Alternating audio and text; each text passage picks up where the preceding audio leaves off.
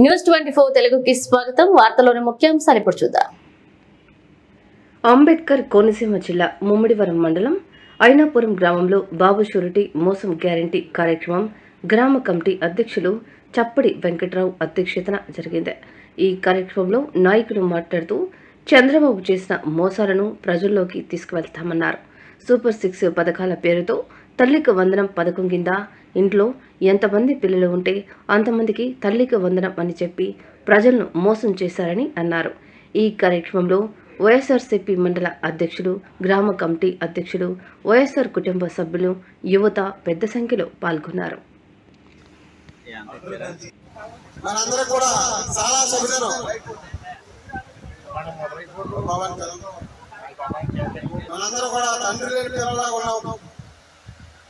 ఇవాళ ఏం చేయాలని పరిస్థితి ఉంది. ఎందుకంటే ప్రతి ఒక్కరికి కూడా జగన్మోహన్ రెడ్డి గారి నాయకత్వంలో మాజీ ముఖ్యమంత్రులు మాజీ జగన్మోహన్ రెడ్డి గారికి ఈ రాష్ట్రంలో కని విని ఎరగినటువంటి భారతదేశంలోనే ఇవాళ ప్రపంచ స్థాయిలో చేయనటువంటి అనేక సంక్షేమ కార్యక్రమాలు ఇవాళ పేద ప్రజల గురించి బలహీన వర్గాలకి బడుగు బలహీన వర్గాలకు చేయడం జరిగింది.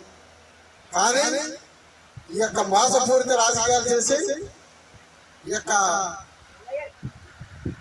ఉంది కదా కూటమి ప్రభుత్వం చేసినటువంటి అరాచకం వల్ల ఈ యొక్క ఇవాళ చాలా మిస్టేక్లు జరిగి మనం ఓడిపోవడం జరిగింది. మనమైతే ఓడిపోలే, ప్రజల్లో నెగ్గే ఉన్నాం, గెలిచే ఉన్నాం. ఎందుకంటే ఎవరు అందరూ కూడా మనసు గెలిచాం కాబట్టి ఎవరు అధైర్యపడద్దు.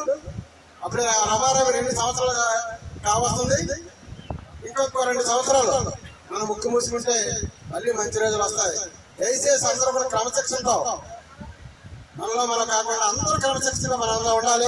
ఎందుకంటే స్థానిక సంస్థలు ఎదురొస్తున్నాయి కాబట్టి మనందరూ కూడా క్రమశిక్షణలో ఉండి మళ్ళీ అయినాపురం వైఎస్ఆర్ పార్టీ జెండా పాతాలంటే మనం అందరూ క్రమశిక్షణగా ఉండాలి. ఈరోజు ముఖ్య ఉద్దేశం బాబు షూరిటీ మోసం గ్యారంటీ. ఏదైతే 2024 ఎలక్షన్ లో చంద్రబాబు నాయుడు గారు, పవన్ కళ్యాణ్ గారు, కూటమి నాయకులందరూ కలిపి సూపర్ 6 అనే హామీల్ని అధికారంలోకి రాగానే అమలు చేస్తామని సుమారు 200 హామీలు ఇవ్వడం జరిగింది.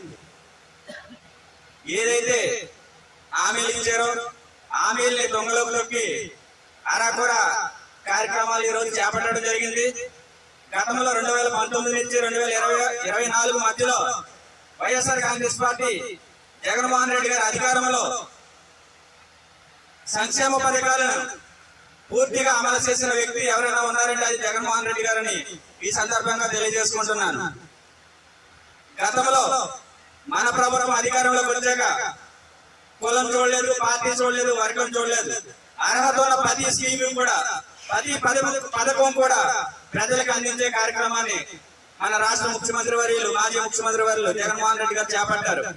ఈ రోజు కూటమి ప్రభుత్వం చేసింది ఏమీ లేకుండా ఇవాళ మన గత ప్రభుత్వం మీద విమర్శలు చేయడం జరుగుతుంది.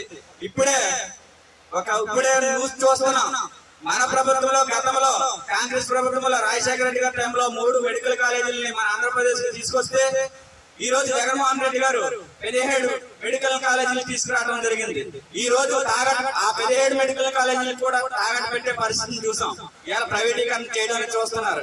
చేసేసి రేపొద్దున దాంట్లో వచ్చే కమిషన్లతో వాళ్ళు కడుపులు నింపుకోవడానికి ఇవాళ కూటమి ప్రభుత్వం చేస్తున్న అరాచకాలని మనం ప్రజలకు వివరించాలి.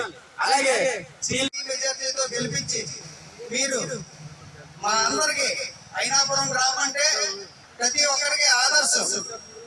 అప్పట్లో కాంగ్రెస్ ప్రభుత్వానికైనా ఇప్పుడు వచ్చినటువంటి వైఎస్ఆర్సీపీ గవర్నమెంట్ కైనా మీరు ఎప్పుడు కూడా పూర్తి స్థాయిలో అండగా ఉన్నారో.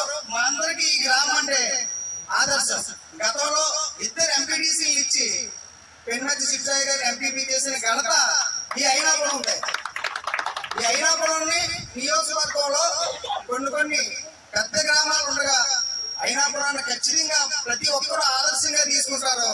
మీరు ఆ నమ్మకాన్ని కలిగించేలా, మరింత నమ్మకం కలిగించేలా మీరు పార్టీని ప్రతి ఇంటింటికి వెళ్ళి బాబు చంద్రబాబు నాయుడు ఏవైతే మోసాలు చేస్తున్నాడో అన్ని వివరించి ముఖ్యంగా